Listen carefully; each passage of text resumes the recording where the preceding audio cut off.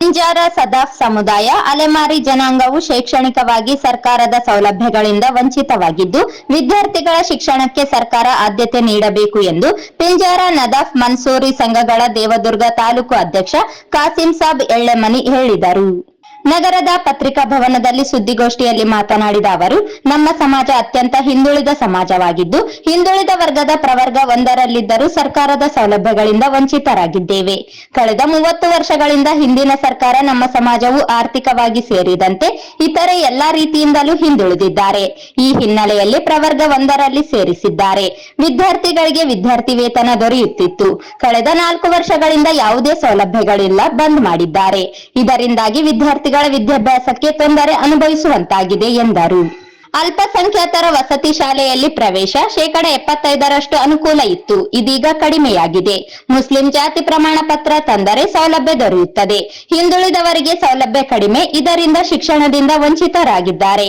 ಸರ್ಕಾರ ಕೂಡಲೇ ಪಿಂಜಾರ ನದಾಫ್ ಸಮುದಾಯದ ವಿದ್ಯಾರ್ಥಿಗಳಿಗೆ ಶೈಕ್ಷಣಿಕ ಸೌಲಭ್ಯ ಒದಗಿಸಿಕೊಡಲು ಒತ್ತಾಯಿಸಿದರು.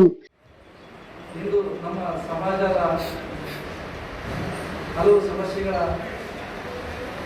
ಗೊಂದಲವಾಗಿದೆ. ಶೈಕ್ಷಣಿಕವಾಗಿ ಮತ್ತು ಆರ್ಥಿಕವಾಗಿ ಹಿಂದುಳಿದಿದೆ. ಹಾಗಾಗಿ ಈ ನಮ್ಮ ಸಮಾಜದ ಏಳಿಗೆಗೆ ಸರ್ಕಾರ ಮುಂದಾಗಿ ಶಿಕ್ಷಣದಲ್ಲಿ ಅತಿ ದೊಡ್ಡ ಸಮಸ್ಯೆಯನ್ನು ಎದುರಿಸ್ತಾ ಇದೆ ನಮ್ಮ ಸಮಾಜ, ಪಿಂಜಾರ ಸಮಾಜ ಹಾಗೂ ಮತ್ತು ದರ್ವೇಶ್ ಸಮಾಜ. ಈ ಸಮಾಜದಲ್ಲಿ ಶಿಕ್ಷಣಕ್ಕಾಗಿ ಮುಸ್ಲಿಂ ಸಮಾಜದ ನಾವು ಅಲ್ಪಸಂಖ್ಯಾತರಲ್ಲಿ ಇದ್ದಾಗ ಮಾತ್ರ 72% ನಮ್ಗೆ ಮುರಾರ್ಜಿ ಮತ್ತು ವಸತಿ ನಿಲಯಗಳಲ್ಲಿ ಅವಕಾಶ ದೊರಕುತ್ತಿತ್ತು.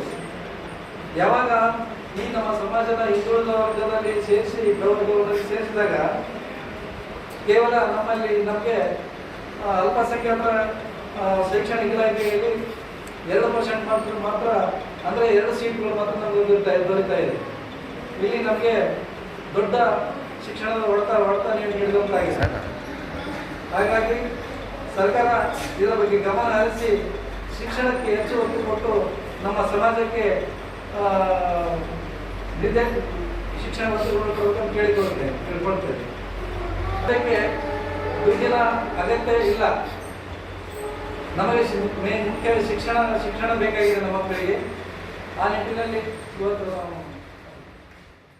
ಈ ಸಂದರ್ಭದಲ್ಲಿ ಮಾಧ್ಯಮ ರಾಜ್ಯ ಘಟಕದ ಅಧ್ಯಕ್ಷ ಹಸನ್ ಹಂಜಳ, ಎಂಡಿ ಹುಸೇನ್, ಬಾಬಾ ಕಲ್ಮಲ ಸೇರಿದಂತೆ ಇತರರಿದ್ದರು.